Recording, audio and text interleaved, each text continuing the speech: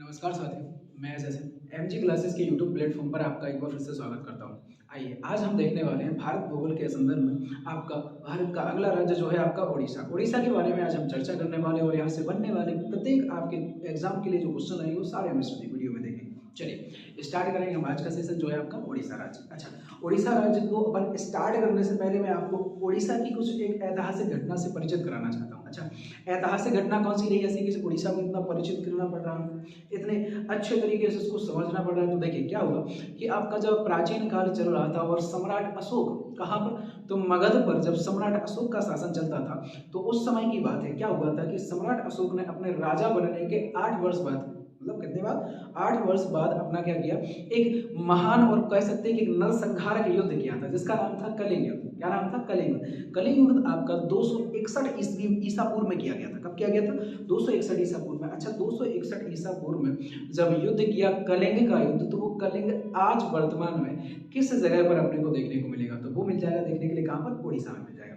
तो कलिंग आपका, या फिर बोल सकते हैं उड़ीसा आपका प्राचीन काल से कलिंग युद्ध के लिए भी जाना जाता है। प्राचीन नाम की यदि हम बात करें तो इसका प्राचीन नाम हमें उत्कल देखने को मिलता है। क्या मिलता है? उत्कल और कलिंग दोनों देखने को मिलता है। आइए देखते हैं इसके कुछ इंपोर्टेंट फैक्ट्स जो आपके एग्जाम में क्वेश्चन बन सकते हैं। चलिए स्टार्ट करेंगे हम आज का सेशन उड़ीसा के बारे में। उड़ीसा के जब हम स्टार्ट करेंगे तो यहाँ के हम कुछ प्राचीन नाम से स्टार्ट करने वाले, मतलब कि उड़ीसा के प्राचीन नाम क्या क्या हुआ करते थे। तो देखेंगे कि महाभारत काल में इसे मत्स्य देश कहा जाता था। क्या कहा जाता था? मत्स्य देश। मत्स्य देश मतलब कि देखिए महाभारत काल में एक राजा हुए, उनको मत्स्य राजा कहा जाता था जो कर्ण के सारथी बने थे। और वही मत्स्य राजा कहाँ की हुआ करते थे? उड़ीसा की हुआ करते थे। इसीलिए इसे प्राचीन काल में यदि हम बात करें तो क्या हुआ करता था? मत्स्य काल इसका नाम हुआ करता था। और कौन कौन नाम हुआ करते थे? तो इसका नाम उत्कल भी हुआ करता था। अच्छा, उत्कल नाम हमें कहाँ देखने को मिलता है? तो आपने भारत का राष्ट्रगान सुना होगा जिसमें बताते हैं कि उत्कल बंग, मतलब कि जनगण मन अधिनायक जाहे, भारत भाग्य विधाता, पंजाब सिंधु गुजरात मराठा और द्रावड़ उत्कल बंग। मतलब द्रावड़ मतलब कि आपका दक्षिण भारत, उत्कल मतलब उड़ीसा और बंग मतलब बंगाल।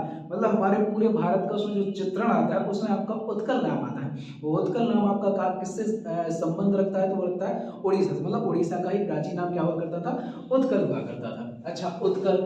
उत्कल की बात करें हम कलिंग, तो कलिंग का भी हम चर्चा करके आए। चेदी भी यहाँ पर हुआ करता था। चेदी राजवंश चलता था यहाँ पर। चेदी राजवंश, जो महान राजा जिसके हुए हैं महान राजा खारवेल।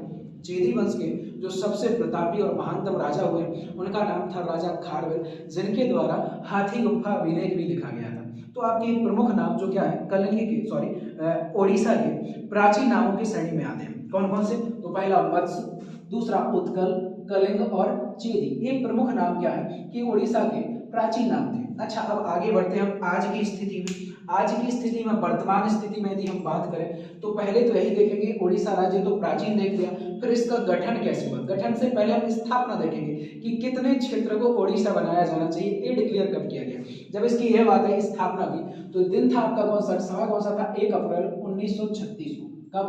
1 अप्रैल 1936 को उड़ीसा राज्य की स्थापना की गई। स्थापना का मतलब होता है इतने क्षेत्र को डिक्लेयर कर दिया गया कि उड़ीसा राज्य बनेगा यहाँ पर। लेकिन हम बात करेंगे गठन कब हुआ, कि बाउंड्री यहाँ से यहाँ तक उड़ीसा की रहेगी। तो ये कब होता है आपका? गठन की जब हम बात करेंगे तो गठन होता है 1 नवंबर 1956 को। तो देखिए स्थापना होती है 1 अप्रैल 1936 को। गठन होता है 1 नवंबर 1956 को। 1 नवंबर 1956 को आपको पता होना चाहिए कि कौन आया था? तो आपका राज्य पुनर्गठन आयोग आया था। इसी के तहत इसकी क्या कर दी गई थी? एक बाउंड्री के तौर पर, मतलब निश्चित सीमा कर दी गई थी और इसे पृथक राज्य के रूप में दर्जा दे दिया गया था। चलिए अब आगे देखेंगे हम यहाँ से। अब देखिए गठन जब इसका हो गया तो इसकी राजधानी बनाएगी, और राजधानी जब बनाएगी तो किसे बनाएगा? भुवनेश्वर को बनाएगा। किसको बनाएगा? भुवनेश्वर को। एक क्रिकेटर का भी नाम है हमारे इंडियन क्रिकेट टीम में, इंडियन क्रिकेट पुरुष टीम में जिसका क्या भुवनेश्वर नाम है, उसका उसी के नाम पर ऐसा याद करने का रहेगा कि भुवनेश्वर कहाँ की? तो उड़ीसा की कैपिटल है। अच्छा, भुवनेश्वर पड़ेगा कहाँ पर? मैप में यदि हम बात करें तो भुवनेश्वर आपको इधर देखने को मिल जाएगा। भुवनेश्वर इधर आपको भुवनेश्वर देखने को मिल जाएगा। चलिए आइए हम बात करते हैं और आगे तो देखेंगे। अगर राजधानी हमने देखी तो क्या है यहाँ की? भुवनेश्वर। अब हम बात करेंगे यहाँ के वर्तमान मुख्यमंत्री के बारे में। तो मुख्यमंत्री कौन है भाई? तो नवीन पटनायक है। कौन है? नवीन पटनायक। नवीन पटनायक आपके बीजेपी से आते हैं और ये काफी सालों से यहाँ पर मुख्यमंत्री के पद पर नियुक्त है। मतलब लगभग ऐसा कह सकते हैं कि ये बहुत सालों से, लगभग इनको 20 से 25 वर्ष हो चुके, 20 से 22 वर्ष हो चुके इनको यहाँ पर मुख्यमंत्री के पद पर नियुक्त हुए। और कहते हैं कि देखिए, जब कोई व्यक्ति कहीं पर किसी भी समय पर या किसी भी जगह पर ज्यादा समय तक रुक जाए तो उस क्षेत्र से भली भांति परिचित हो जाता है। ऐसे हुआ नवीन पटनायक के समय। देखिए क्या होता है कि आपके उड़ीसा क्षेत्र में ज्यादातर जब भी साइक्लोन वगैरह, आपके जो चक्रवात वगैरह आते रहते हैं तो उससे क्या होता है, भारी क्षति होती है, जैसे पेड़ पौधे गिर जाना, सड़क का उखड़ जाना, बिल्डिंग का टूट जाना। लेकिन क्या है कि यहाँ पर जैसे ही यहाँ पर कुछ भी आपके ऐसे चक्रवात या बिल्डिंग वगैरह गिरती है तो तुरंत, यानी कि उसके मात्र आधे घंटे और 1 घंटे में पूरा का पूरा सही का सही हो जाता है। मतलब पूरा का पूरा जितना भी वहां पर कचरा फैला होता है, वहां पर जितना भी क्या होता है, पूरा का पूरा चक्रवात के कारण असुविधा होती है, वो सारी की सारी समाप्त हो जाती है। सभी जितने भी कर्मचारी हैं, जितने भी विभाग हैं, वो सभी बिल्कुल तत्पर हो जाते हैं कि हमें करना क्या है। अगर कहीं वायर टूट जाता है, कहीं खंभा गिर जाता है, कहीं सड़क उखड़ जाती है, पेड़ गिर जाता है, तो सभी विभाग वाले सत्तर रहते हैं, बिल्कुल एकदम से तत्पर रहते हैं। क्या भाई पता चला कि क्या करना, सड़क के बीचों बीच क्या गया, वहां वो गिर गया है, क्या बोलते हैं, पेड़ गिर गया, तो उसको झट से वो क्या करेंगे, काट देंगे और जल्दी से साफ कर देंगे। मतलब यहाँ का यदि बात करें हम तो यहाँ का सिस्टम बहुत ही अच्छा है। कौन सा सिस्टम? तो यहाँ का सिस्टम सफाई कर्मचारी से लेकर आपका ऊपर तक के जितने भी कर्मचारी हैं वो अपना काम बड़े ही ईमानदारी के साथ करते हैं। लेकिन दुर्भाग्य है उड़ीसा का कि यहाँ पर आपके जो गरीब राज्यों की श्रेणी बनाई जाती है उसमें उड़ीसा का नाम भी शुमार होता है। चलिए, तो ये गरीब श्रेणी में भी आता है आपका उड़ीसा, लेकिन यहाँ का जो सिस्टम देखा जाएगा तो बड़ा अच्छा है, यहाँ का डिजास्टर सिस्टम जिसे कहते हैं। चलिए आगे देखते हैं। तो नवीन पटनायक जी कौन है? यहाँ के वर्तमान, यदि हम मुख्यमंत्री की बात करें तो नवीन पटनायक, और हम यहाँ के वर्तमान राज्यपाल की बात करें तो कौन है? गणेशी लाल। कौन है? गणेशी लाल। अब देखिए यहाँ तक तो हमने देख लिया। अब हम बात करेंगे इतने बड़े क्षेत्र में, या अगर हम बात करें कि जिले कितने हैं, तो जिलों की संख्या कितनी है? तो 30 जिले। मतलब कि पूरे के पूरे उड़ीसा राज्य में कुल मिलाकर 30 जिले बनाए गए। कितने जिले बनाए गए? 30 जिले बनाए गए। अब हम बात करें विधानसभा सीटों की। विधानसभा सीटों की यदि हम बात करें तो कितनी है आपकी? 147। कितनी है?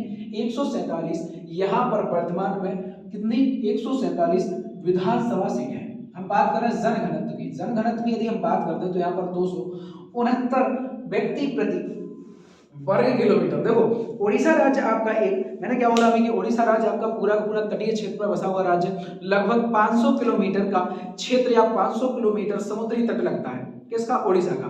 और उड़ीसा आपका तटीय क्षेत्र। यहाँ पर जब हम देखेंगे जनघनत्व की बात देखेंगे या जनघनत्व देखेंगे, जनघनत्व, तो यहाँ पर देखेंगे कि रहने वाले जो व्यक्ति आपके 1 वर्ग किलोमीटर में कितने लोग रहते हैं? तो 269 व्यक्ति निवास करते हैं। कितने करेंगे? 269 व्यक्ति। चलिए आगे देखेंगे कि यहाँ का लिंगानुपात। लिंगानुपात की यदि हम चर्चा करते हैं तो 978। कितना बढ़ेगा?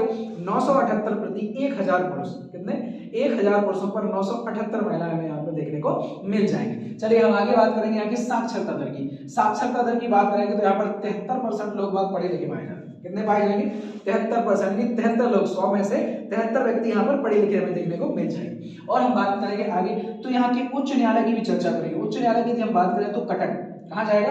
कटक। कटक यहाँ का उच्च न्यायालय है। उच्च न्यायालय कहाँ आएगा? तो कटक में पड़ जाएगा। चलिए अब हम बात करेंगे कुछ यहाँ की राजकीय प्रतीक चिन्हों के बारे में।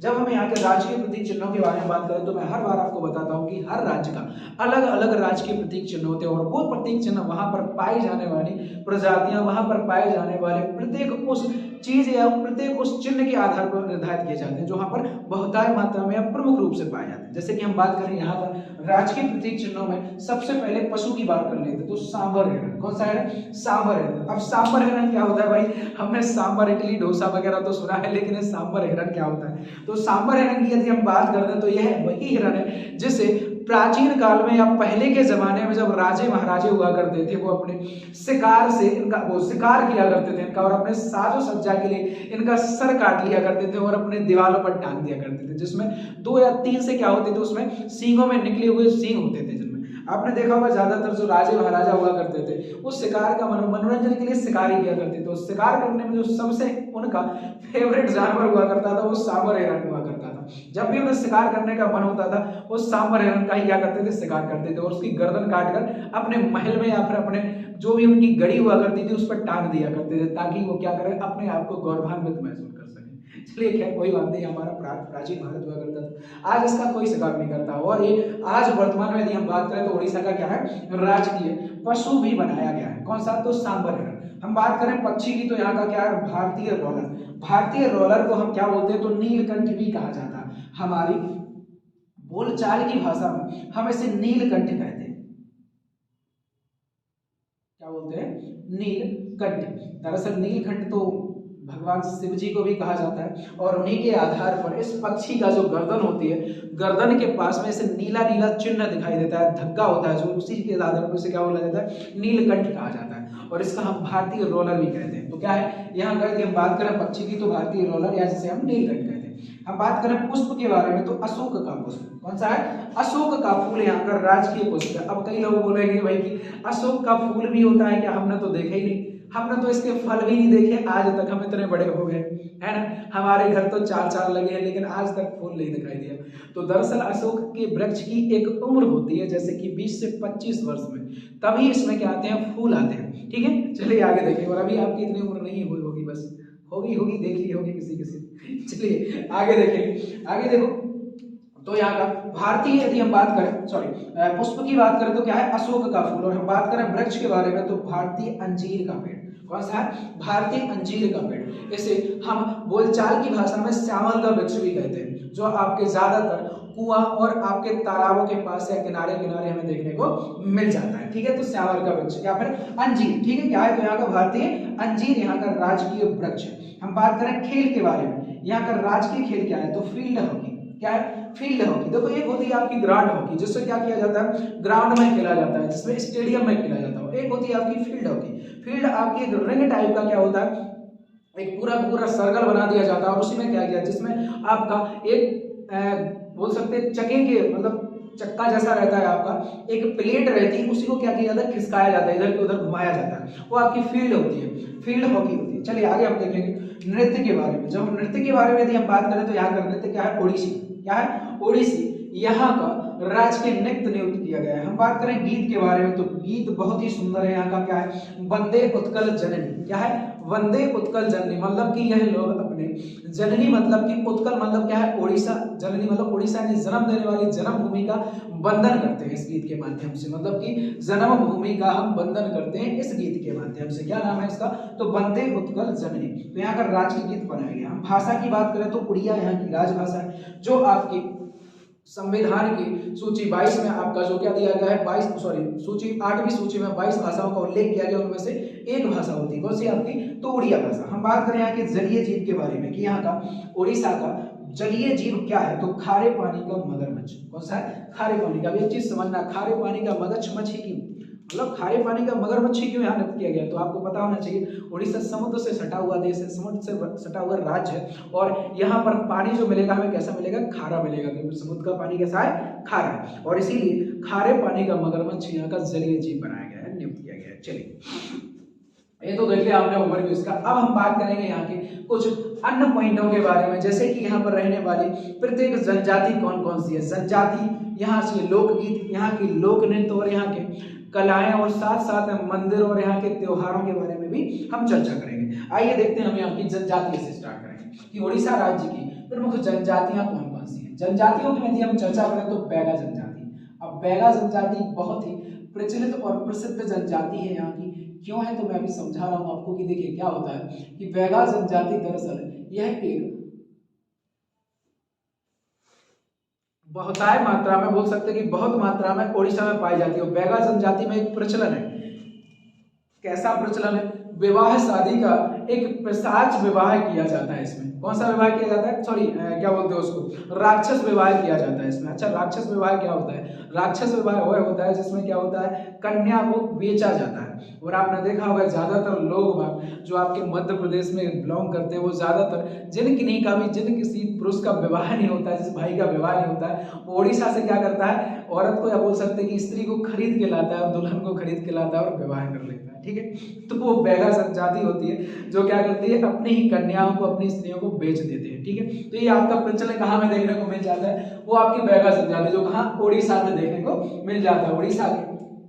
चलिए आगे हम देखेंगे गौंड जनजाति। देखो बैगा जनजाति, गौंड जनजाति, संथाल जनजाति। संथाल जनजाति आपका, इसका इतिहास बहुत ही इंटरेस्टिंग है। मतलब हम बात करें कि संथाल जनजाति आई कैसे?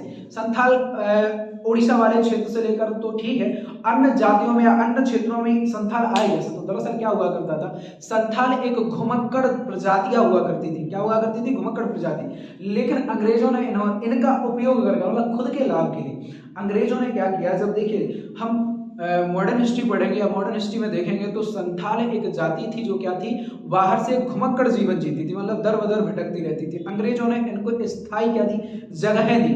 कैसी जगहें दी? ऐसी जगहें दी जहां पर ये लोग क्या कर सकते थे, खेती कर सकते थे। लेकिन समझना, अंग्रेजों ने कोई भी चीज हमें मुफ्त में नहीं दी है, उनका कहीं ना कहीं स्वार्थ छिपा होता था। यही कारण निकला किनके साथ, संथालों के साथ। कैसा कि संथालों को बंजर जमीन दे दी जाती थी।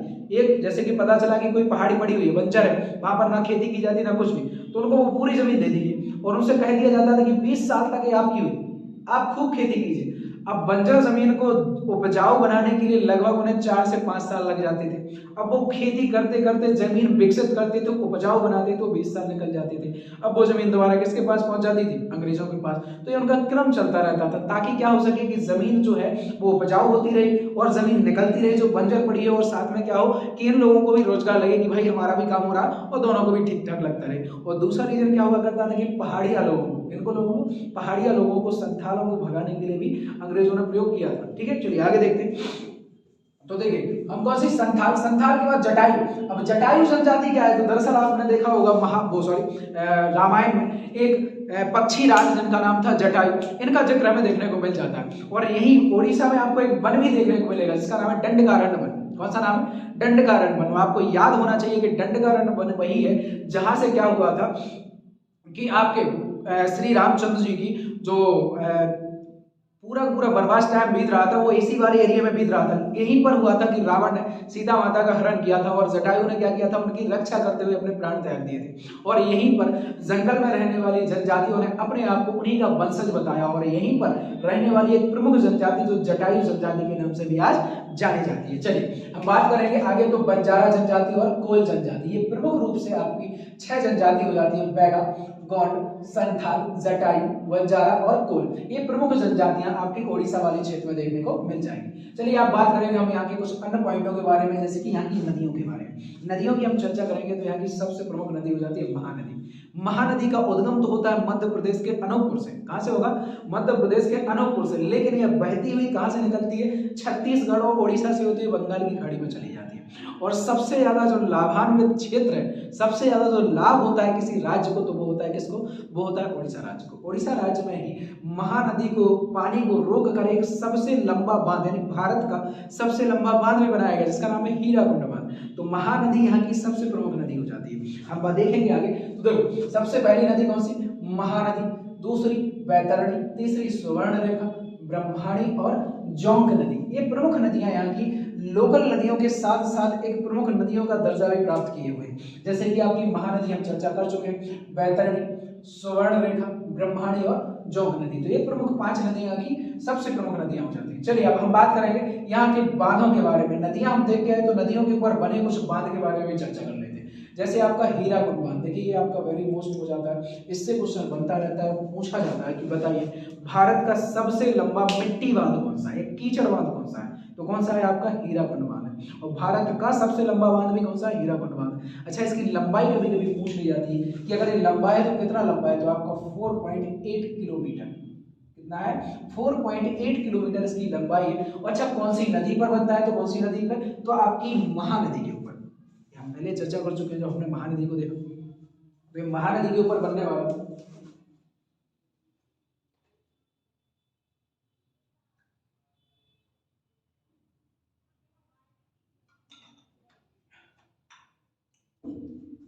चलिए, तो महानदी पर बनने वाला आपका प्रमुख बांध है जो आपके भारत का सबसे लंबा बांध हो जाता है। आइए बात करेंगे और आगे दूसरा बांध देखेंगे कौन सा है? तो जलकूट बांध, जो कौन सी नदी पर? मचकुंड नदी पर बनता है। इंद्रावती नदी, इंद्रावती पर बनने वाला आपका कौन सा? तो इंद्रावती बांध, इंद्रावती नदी पर बनने वाला। रेंगाली बांध कौन सा आपका? तो ब्रह्मणी नदी पर। पटोरा बांध जोंक नदी पर। ये प्रमुख 5 बांध जो आपके ओडिशा के प्रमुख बांधों की श्रेणी में आते हैं, जैसे कि हीराकुंड बांध, जलकूट बांध, इंद्रावती बांध, रेंगाली बांध और पटोरा बांध। ये प्रमुख बांध हो जाते हैं। चलिए अब हम बात करेंगे यहाँ की कुछ और तत्वों में, झीलों के बारे में। झीलों के बारे में यदि हम चर्चा करेंगे तो आप देखोगे कि झीलें यहाँ पर बहुत ही बड़ी झील, मतलब कि ऐसा बोल सकते हैं कि यहाँ पर देखो कुछ पॉइंट ऐसे हैं जो पूरे भारत में एक जगह देखने को मिल जाएंगे। जैसे भारत का सबसे लंबा बांध कौन सा, हीराकुंड बांध। भारत की सबसे बड़ी खारे पानी की झील कौन सी, चिल्का झील, वो भी कहाँ देखने को मिलेगी हमें, तो वो भी मिलेगी हमें ओडिशा। चलिए हम बात करेंगे अब यहाँ पर झीलों के बारे में। तो सबसे पहले देखेंगे चिल्का झील के बारे में। चिल्का झील आपकी भारत की खारे पानी की सबसे बड़ी झील है। खारे पानी की सबसे बड़ी झील कौन सी है, चिल्का झील। दूसरी अनसुपा झील, तीसरी कोलाब झील, सरोदा झील और पटा झील। अब एक चीज समझना, ये आपकी फर्स्ट नंबर की झील और ये आपकी सेकंड नंबर की झील। मतलब अब हम बात करें भारत की सबसे बड़ी खारे पानी की झील तो कौन सी, चिल्का झील। हम बात करें ओडिशा की दूसरे नंबर की सबसे बड़ी खारे पानी की झील तो पटा झील देखने को मिल जाती है। तो ये प्रमुख झील है, ओडिशा में स्थित है और इनसे क्वेश्चन बनता रहता है। चलिए अब हम बात करेंगे आगे यहाँ के कुछ राष्ट्रीय उद्यानों के बारे में। जब हम राष्ट्रीय उद्यानों की चर्चा करेंगे तो यहाँ पर प्रमुख रूप से आपको 3 राष्ट्रीय उद्यान देखने को मिलेंगे। उनमें सबसे मुख्य राष्ट्रीय उद्यान कौन सा है आपका, तो भितरकनिका राष्ट्रीय उद्यान। कौन सा है, भितरकनिका राष्ट्रीय उद्यान। इससे क्वेश्चन बनता रहता है, यह महानदी के बीचों बीच बनता है आपका। इसके बीच से कौन सी निकलती है, तो महानदी निकलती है। महानदी का संरक्षण में या महानदी के निकलने के बीचों बीच क्या बना है आपका, भितरकनिका राष्ट्रीय उद्यान बनाया गया। और इस राष्ट्रीय उद्यान में कई सारे वन्य जीवों का क्या किया जाता है, संरक्षण किया जाता है। दूसरे नंबर पर देखेंगे हम कौन सा, तो सिमलीपाल राष्ट्रीय उद्यान। कौन सा है, सिमलीपाल राष्ट्रीय उद्यान। तीसरा देखेंगे तो सतकोरिया राष्ट्रीय उद्यान। ये प्रमुख 3 राष्ट्रीय उद्यान छत्तीसगढ़ के प्रमुख राष्ट्रीय उद्यान की श्रेणी में आते हैं। और आपके मोस्ट कौन सा है इसमें सबसे ज्यादा अगर हम बात करें तो क्वेश्चन बनने की संभावना भितरकनिका और आपके सिमलीपाल, इन दोनों से क्वेश्चन बनते रहते हैं। अभी हाल ही में आपका हुए 2022 में आपका जो एसएससी जीडी का एग्जाम हुआ था उसमें आपका एक क्वेश्चन आया था यहाँ से, कौन सा, भितरकनिका से पूछा गया था। बताइए भितरकनिका राष्ट्रीय उद्यान भारत के किस राज्य में स्थित है, तो कौन से राज्य में स्थित है, वो है आपका ओडिशा राज्य में स्थित। चलिए अब हम बात करेंगे यहाँ के कुछ अन्य पॉइंटों में मंदिरों के बारे में। मंदिरों के बारे में यदि हम चर्चा करेंगे तो यहाँ के प्रमुख मंदिरों को देखेंगे और प्रमुख मंदिरों में आप देखोगे कि सबसे प्रमुख मंदिर यहाँ का जो है कौन सा, तो जगन्नाथ मंदिर। दरअसल जगन्नाथ मंदिर को हम एक नाम से और जानते हैं, पुरी। आपने नाम सुना होगा जगन्नाथपुरी का, तो जगन्नाथपुरी मंदिर है आपका। वही कहाँ पड़ेगा, आपको देखने को मिलेगा, ये देखने को मिलेगा कहाँ पर, आपका ओडिशा में, जगन्नाथ का पुरी मंदिर। जगन्नाथपुरी मंदिर ये पुरी में स्थित है। जगन्नाथ कहाँ स्थित है, तो आपके पुरी में। अच्छा, इसमें कभी कभी देवी देवताओं का वर्णन पूछ लिया जाता है कि जगन्नाथपुरी मंदिर में किस देवी देवता को विराजमान किया गया है। तो आपकी जानकारी के लिए बता दें कि इस मंदिर में यहाँ पर बाल स्वरूप श्री कृष्ण, बलराम और उनकी बहन सुभद्रा का चित्रण मिलता है, उनकी मूर्तियां देखने को मिलती हैं हमें यहाँ पर। किसकी, तो बालक रूप में, किसके रूप में, बालक के रूप में श्री कृष्ण को, उनके भाई बलदाऊ को और उनकी बहन सुभद्रा, तीनों की मूर्तियां हमें देखने को मिल जाती है। और कहाँ है आपकी, तो पुरी में। और नाम क्या है, तो जगन्नाथ मंदिर। दूसरी हम बात करें तो कौन सा आपका, सूर्य मंदिर। कौन सा मंदिर है आपका, सूर्य मंदिर। सूर्य मंदिर को इसी को एक नाम और देता है, कोणार्क का सूर्य मंदिर। कहाँ मिलेगा हमें देखने के लिए, तो ये देखने को मिलेगा कोणार्क में। कोणार्क का सूर्य मंदिर, इसका एक नाम और है, कौन सा है, तो ब्लैक पैगोडा। क्या नाम दिया गया है इसको, सूर्य मंदिर को अपन एक नाम से और जानते हैं। कौन से नाम से जानते हैं, तो उसको जानते हैं अपन ब्लैक पैगोडा के नाम से।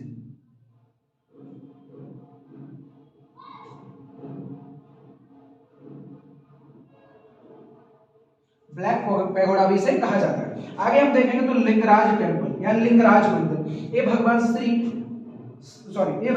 शिव जी से संबंधित है लिंगराज टेम्पल। हम बात करेंगे बैताल मंदिर और मुक्तेश्वर मंदिर, ये प्रमुख मंदिर यहाँ के जो ओडिशा में स्थित है। इनमें से सबसे मोस्ट मंदिर आपका जगन्नाथ मंदिर और सूर्य मंदिर हो जाता है। इन दोनों से क्वेश्चन बनते रहते हैं और पूछ लिया जाता है, बताइए जो आपका पुरी का जगन्नाथ मंदिर है इसमें किन देवी देवताओं की पूजा की जाती है, तो कौन है आपके वाल स्वरूप, किससे, वाल स्वरूप श्री कृष्ण, बलदाऊ और सुभद्रा की पूजा की जाती है। चलिए आगे हम देखेंगे मंदिरों के बाद यहाँ के प्रमुख त्योहारों की चर्चा कर लेते हैं। जब हम यहाँ के प्रमुख त्योहारों की चर्चा करेंगे तो त्योहारों में आप देखोगे सबसे प्रमुख त्योहारों में आपका रथ यात्रा।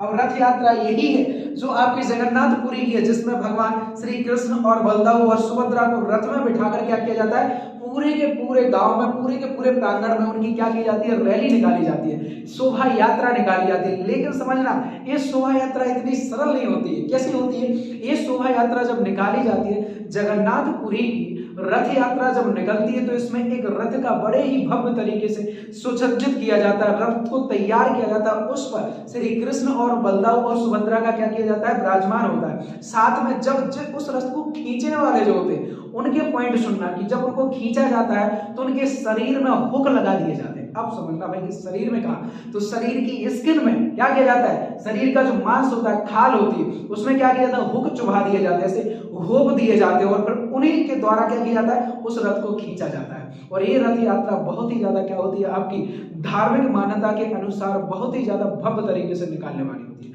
बहुत ही भव्य तरीके से निकलती है आपकी। और ये बढ़ चढ़कर इसमें क्या होते हैं, लोग बाग और बहुत ही ज्यादा श्रद्धालु बढ़ चढ़कर हिस्सा लेते हैं। तो रथ यात्रा आपकी जगन्नाथपुरी मंदिर से जुड़ी है।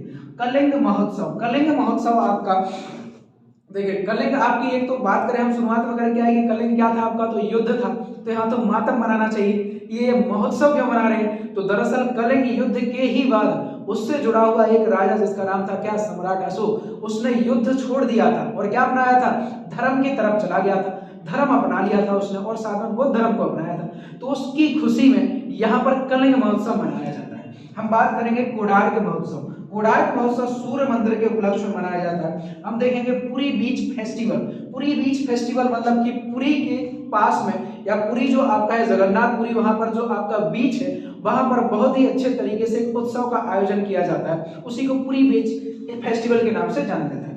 नुआखाई महोत्सव, अब इस चीज को समझ लेना जरा दोस्तों, नुआखाई महोत्सव क्या है। नुआखाई महोत्सव आपका जब उड़ीसा में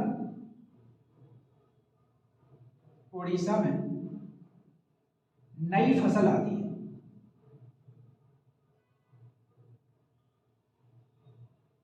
फसल आने पर मनाया जाने वाला त्योहार है। आप समझना, नई फसल कैसी, यहां पर जब धान की खेती हो जाने के बाद धान को खेत से निकालकर घर में लाया जाता है, तो उस खुशी में यह उत्सव मनाया जाता है जिसे नुआखाई महोत्सव के नाम से जानते हैं। और यहाँ की यह लोकल किसानों द्वारा बड़े ही हर्ष और उल्लास के साथ त्योहार मनाया जाता है, जो कौन सा आपका नुआखाई महोत्सव है। चलिए अब हम बात करेंगे, आपके दो प्रमुख त्योहार देख लिए हमने, पहला रथ यात्रा, कलिंग महोत्सव, कोणार्क महोत्सव, पुरी बीच फेस्टिवल और आपका नुआखाई महोत्सव। ये प्रमुख त्योहार यहाँ पर बड़े ही भव्य तरीके से मनाए जाने वाले त्योहार होते हैं। आइए अब हम बात करेंगे यहाँ के कुछ सांस्कृतिक पॉइंटों के बारे में, जैसे कि यहाँ के लोक नृत्य के बारे में चर्चा कर लेते हैं। जब हम यहाँ के लोक नृत्यों की चर्चा करेंगे तो ओडिशा या ओडिसी यह यहाँ का क्या है, तो राजकीय नृत्य हम चर्चा करके आए। छाऊ नृत्य यहाँ का सबसे प्रसिद्ध नृत्य है भाई, छाऊ नृत्य यहाँ का सबसे प्रसिद्ध नृत्य, सबसे प्रसिद्ध नृत्य की श्रेणी में आता है छाऊ नृत्य। हम बात करेंगे घाघरा, हम बात करेंगे कर, हम बात करेंगे पाल। ये प्रमुख लोक नृत्य उड़ीसा के सबसे मोस्ट लोक नृत्यों में आते हैं। आपका कौन सा, छाऊ, घाघरा, कर और आपका पाल, ये प्रमुख नृत्य हो जाते हैं। आइए हम बात करेंगे यहाँ के लोक गीतों के बारे में। देखिए लोक नृत्य हम देख चुके हैं, अब देखेंगे लोक गीतों के बारे में। जब हम लोक गीतों के बारे में चर्चा करेंगे तो सबसे पहले कजरी गीत। अब कजरी गीत है क्या वास्तव में, तो कजरी गीत आपका प्रेम और प्रेमिकाओं को उत्साहित करने के लिए गाया जाने वाला गीत होता है, जिसमें प्रेम के द्वारा या प्रेम के प्रसंग के आधार पर प्रेमिकाओं को उत्साहित किया जाता है कि आपके द्वारा चुने गए जो प्रेमी हैं वो आपके लिए क्या इंपोर्टेंस रखते हैं, वो आपको बताना है। तो कजरी गीत यहाँ का सबसे मोस्ट गीत हो जाता है। लोकल गीत है यहाँ का क्या है, लोक गीत की श्रेणी में गाया जाता है, जो यहाँ की लोकल जनजातियां होती हैं वो प्रस्तुत करती है, साथ में यहाँ के ग्रामीण एरिया में बहुत मात्रा में इस गीत को गाया जाता है। चलिए हम बात करेंगे और अन्य, तो दलखाई भी यहाँ का लोकगीत है। तो पोवाड़ा, सोहर यहाँ का, और भी देखिए सोहर के बारे में एक मान्यता है, सोहर और एक नाम और आता है शौहर, एक है सोहर और शौहर। शौहर दरअसल आपका उर्दू शब्द है जिसका मतलब होता है पति परमेश्वर या हस्बैंड के बारे में जाता है। लेकिन सोहर क्या है, सोहर दरअसल यह क्या है, तो यह एक बरसाती गीत है। कहाँ का, ओडिशा का। ओडिशा में जब बरसात होती है तो वहाँ के जो ग्रामीण एरिया के जो बुजुर्ग लोग हैं, जो बुजुर्ग महिलाएं होती हैं, वो द्वारे पर बैठकर, द्वारे मतलब देरी कहा जाता है, जैसे वहां पर बैठकर बहुत ही मधुर मधुर स्वर में ओडिसी भाषा में, कौन सी भाषा, ओडिया भाषा में क्या करती है, इन गीतों का क्या करती है, प्रचलन करती है, व्याख्यान करती है, गीतों को गाती है। चलिए आगे देखेंगे कौन सा, तो आपका दस्त काठिया, कौन सा, दस्त काठिया। तो ये प्रमुख लोकगीत हो जाते हैं, कजरी, दलखाई, पोवाड़ा, सोहर और दस्त काठिया, ये प्रमुख यहाँ के क्या है, तो लोकगीत हैं। आइए अब हम बात करेंगे यहाँ के कुछ क्षेत्र या शहर या प्रमुख पर्यटक स्थलों के बारे में, जहां से क्वेश्चन बनते रहते हैं और यहाँ से भी क्वेश्चन बनने की संभावना होती है। चलिए सबसे पहले हम बात करेंगे भुवनेश्वर के बारे में। भुवनेश्वर के बारे में यदि हम चर्चा करें तो आप देखोगे तो भुवनेश्वर, यहाँ सबसे पहला क्वेश्चन तो यही बनता है इससे कि यह क्या है, तो यह उड़ीसा की राजधानी। दूसरा वेरी वेरी इंपोर्टेंट क्वेश्चन आपका बनता रहता है, कलिंग हॉकी स्टेडियम, कौन सा, कलिंग हॉकी स्टेडियम कहाँ है, तो ये भी कहाँ देखने को मिलेगा, आपको ओडिशा में देखने को मिल जाएगा।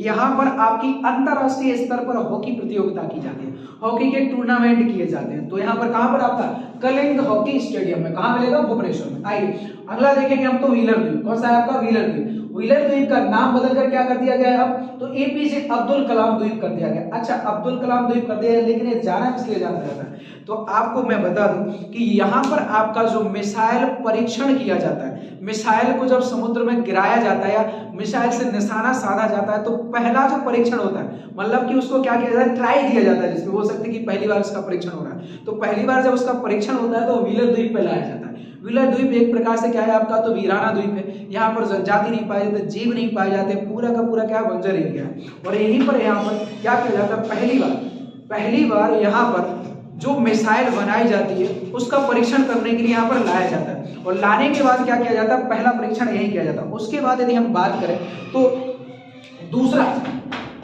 चांदीपुर, देखिए व्हीलर द्वीप पर पहली बार लाया गया। चांदीपुर की हम बात करें तो ये क्या है आपका, तो मिसाइल परीक्षण केंद्र, क्या है, मिसाइल परीक्षण केंद्र। अब मिसाइल परीक्षण केंद्र यहाँ है, और हमने कहां पर किया है बताया मैंने, व्हीलर द्वीप में। तो देखिए पहली बार तो कहां हो रहा है, व्हीलर द्वीप पर, लेकिन जब पता चला कि हाँ ठीक ठाक है, यहाँ से मारक क्षमता बढ़िया हो रही है, एकदम अच्छे बिंदास तरीके से जहां मारना चाहिए वहां पर जा रही है, और जो भी रिकॉर्ड कर रहे हैं पूरा डाटा फिल हो रहा है, तो उसके बाद जो सफल परीक्षण हो गया कि हाँ ठीक है, तो फिर लाया जाता है फाइनल परीक्षण के लिए कहां पर, चांदीपुर में। कहां लाया जाता है, चांदीपुर में। चांदीपुर में लाने के बाद समुद्र में जो क्या बोलते हैं उसको, जहाज वगैरह या कोई निशाना छोड़ दिया जाता है और उस पर मार किया जाता है, उस पर निशाना लगाया जाता है, और वहां पर जब निशाना परफेक्ट बैठता है तो फिर किसे दे दिया जाता है, सेना को दे दिया जाता है प्रयोग करने के लिए। कोई भी मिसाइल हो, सेना लेकर कहाँ चली जाती है, पोखरण में चली जाती है। कहाँ चली जाती है, पोखरण में, क्योंकि सेना को भी तो सीखना चाहिए ना, सेना भी तो चलाना है तो उसको सीखना है पहले, तो वो भी क्या परीक्षण करने के लिए, चलाने के लिए, ट्राई करने के लिए पोखरण लेके जाती है। तो आपका पहली बार व्हीलर द्वीप, दूसरी बार चांदीपुर आता है मिसाइल, ठीक है। अब देखिए ये दोनों क्षेत्र पड़ेंगे कहां पर, भुवनेश्वर तो देखे हैं, चांदीपुर आपको देखने को मिलेगा यहाँ पर आपको चांदीपुर, ये आपका चांदीपुर, इधर चांदीपुर देखने को मिल जाएगा। अच्छा हम बात करें कौन सा, व्हीलर द्वीप की, तो चांदीपुर के ही नीचे आपको इधर मिलेगा व्हीलर द्वीप।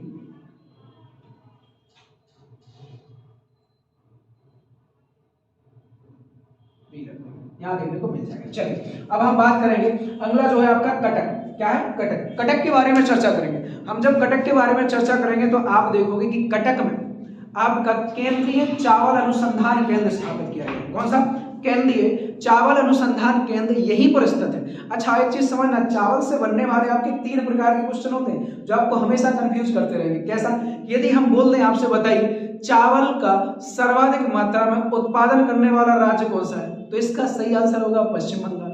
हम बोल दें धान का कटोरा किसे कहते हैं दोस्तों, तो धान का कटोरा छत्तीसगढ़ को।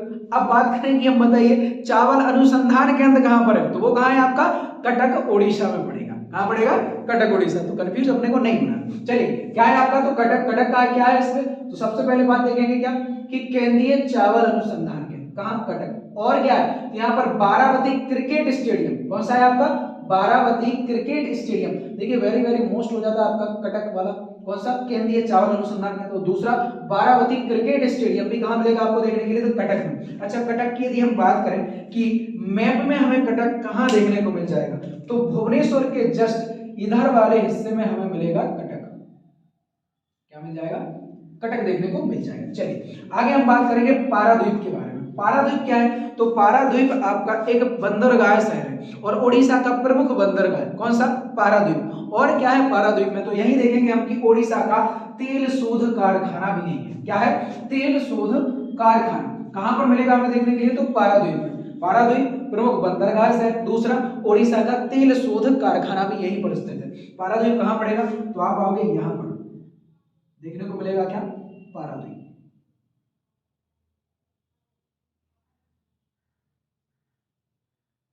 चलिए आगे बात करेंगे हम राउरकेला की। किसकी बात करेंगे? राउरकेला की। देखिए राउरकेला भी कहीं कहीं देखने को मिलता है और राउरकेला भी देखने को मिल जाता है। अच्छा ये क्या है? तो यह एक प्रमुख इस्पात कारखाना है। क्या है? ओडिशा का प्रमुख इस्पात कारखाना। कहां रहेगा भाई? कहां मिलेगा हमें? तो हमें मिलेगा यहां पर राउरकेला।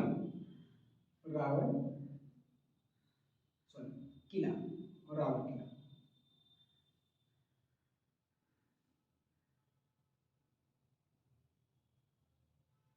देखिए छत्तीसगढ़ से लगा हुआ हिस्सा है आपका।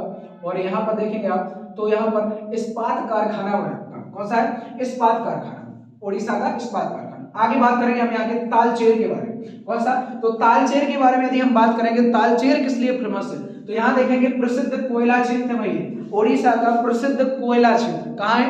तालचेर में। और क्या है? यहीं पर आपका बनाया जाता है भारी जल यानी D2O। D2O भी यहीं पर क्या किया जाता है? आपका बनाया जाता है। D2O के लिए भी ये फेमस है, भारी जल के लिए भी क्या है? फेमस है। तो कोयला वाला क्षेत्र भी तालचेर, और यहीं पर भी क्या बनता है आपका? यहीं पर बनता है भारी जल यानी D2O भी तालचेर में बनाया जाता है। तालचेर है कहां पर? तो आपको इधर तालचेर देखने को मिल जाएगा। चलिए आगे हम बात करेंगे संबलपुर के बारे में। संबलपुर आपका प्रसिद्ध जो है वो है आपका किस लिए? तो आपका हीराकुंड बांध के लिए। किसके लिए? हीराकुंड बांध के लिए। देखो संबलपुर आपका वो क्षेत्र है जहां से महानदी होकर निकलती है। महानदी यहीं से गुजरती है और यहीं पर क्या किया गया? महानदी को बीच में रोक दिया गया और यहीं पर एक सबसे बड़ा बांध या सबसे लंबा बांध बना दिया गया जिसका नाम है हीराकुंड बांध। तो हीराकुंड बांध के लिए संबलपुर जाना जाता है। कहाँ है आपका? तो इधर संबलपुर। संबलपुर आपको देखें और यहाँ आपको देखने को मिलेगा कौन सा बांध? हीराकुंड बांध। यहाँ आपको देखने को मिलेगा कौन सा? हीराकुंड बांध।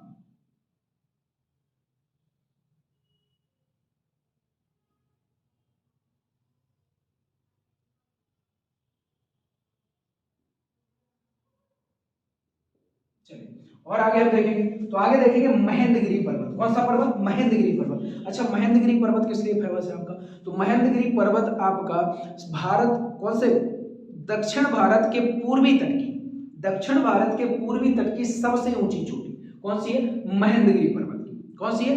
महेंद्रगिरी पर्वत है आपका। इस चीज को याद रखना, जो पूर्वी तट है आपका जिसे हम क्या बोलते हैं? तो कोरोमंडल बोलते हैं। कोरोमंडल तट की सबसे ऊंची चोटी जो है वो कौन सी है आपकी? महेंद्रगिरी। और ये कहाँ देखने को मिलेगी? तो ये मिलेगी आपको भुवनेश्वर के बाद इधर वाले एरिया में, जहां पर आपकी देखने को मिलेगी सबसे पहले इधर देखिए। ये तो आपकी क्या मिलेगी? चिल्का झील। क्या है आपकी? चिल्का झील। चिल्का झील। अच्छा चिल्का झील के पास में ही इधर वाले हिस्से में, इधर वाले हिस्से में आप देखोगे कि इधर आपको क्या मिलेगी? महेंद्रगिरी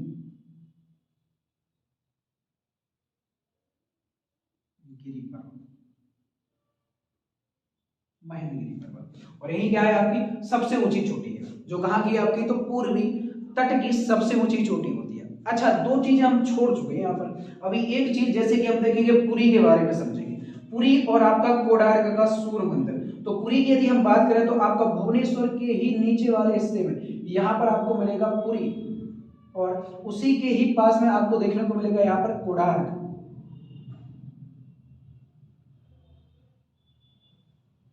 कोडार्क। ठीक है चलिए इतना सारा का सारा हम देख चुके हैं और पूरा का पूरा जो भी आपके क्वेश्चन बन सकते हैं वो हम यहाँ पर देख चुके हैं सारे के सारे पॉइंट। इसके आगे का आपका यहाँ से यदि कुछ क्वेश्चन बनता है तो आपका कहीं भी बाहर नहीं, मतलब इससे जितना भी क्वेश्चन बन सकते हैं वो सारे हम इसमें देख चुके हैं। अब देखिए कुछ चीजें और भी हम देख लेते हैं, जैसे कि इस राज्य की जो सीमा है कौन कौन से राज्य के साथ क्या होती है? टच होती है, कौन कौन से के साथ अपनी बाउंड्री साझा करता है। तो हम इधर यदि हम बात करें तो इधर वाले एरिया में आप देखोगे पश्चिम बंगाल, इतने वाले इससे क्या लगता है आपका? पश्चिम बंगाल लगता है आपका, वेस्ट बंगाल, वेस्ट बंगाल। इधर क्या है? तो इधर तो आपको पता ही है बंगाल की खाड़ी, बंगाल की खाड़ी। इधर क्या है आपका, पानी भरा पड़ा है पूरे इधर।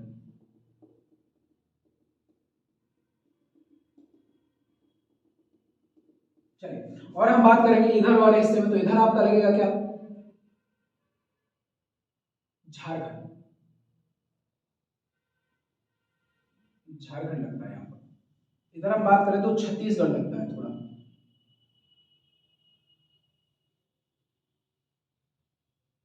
छत्तीसगढ़।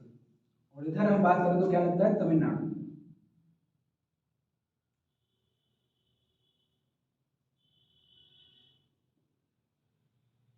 चलिए, ये प्रमुख क्षेत्र या प्रमुख राज्य, जैसे कि देखो चार राज्य से क्या करते हैं, एक और लगता है, क्या नाम है उसका, छत्तीसगढ़। और छत्तीसगढ़ लिख दिया क्या, हाँ लिख दिया, ठीक है। ये प्रमुख चार राज्य क्या होते हैं, इसके साथ बाउंड्री को साझा करते हैं, बाउंड्री सीमा सीमा को बनाते हैं, ठीक है। अब इससे बनने वाले जितने भी क्वेश्चन थे वो सारे के सारे हम इस वीडियो में देख चुके हैं। और अब इससे आगे का जो नया राज्य रहेगा वो मिलते हैं हम अगले वीडियो के साथ, अगले राज्य के साथ और नए क्वेश्चन के साथ। चलिए, आप सभी को जिसको भी वीडियो का इसका पीडीएफ चाहिए रहेगा तो वो टेलीग्राम ग्रुप पर जाकर देख सकता है और वहां से पीडीएफ प्राप्त कर सकता है। टेलीग्राम का जो लिंक रहेगा वो इस वीडियो के डिस्क्रिप्शन में दे दिया जाएगा, वहां से वीडियो और डाउनलोड भी कर सकते हो, आराम से क्या कर सकते हो, आप नोट्स बना सकते हो। चलिए, मिलते हैं अगले वीडियो के साथ, अगले राज्य के साथ।